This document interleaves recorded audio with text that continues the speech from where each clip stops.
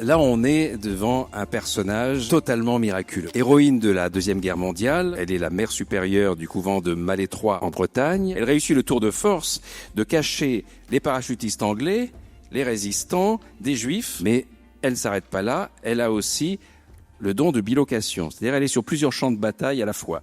Et là, on a 135 cas avérés où elle est dans 2 ou 3 endroits à la fois, y compris en février 43 lorsqu'elle a été arrêtée sur dénonciation par la Gestapo. Et en même temps, elle apparaît à son aide de camp dans le métro parisien. Il s'était précipité en apprenant qu'elle était arrêtée.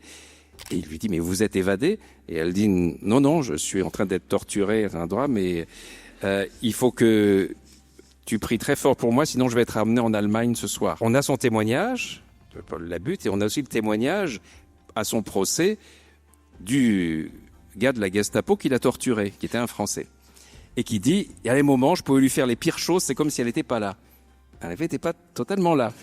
D'autant plus qu'en même temps, elle apparaît, c'est un navire un navire hôpital de la Royal Navy qui s'appelle l'Éridan.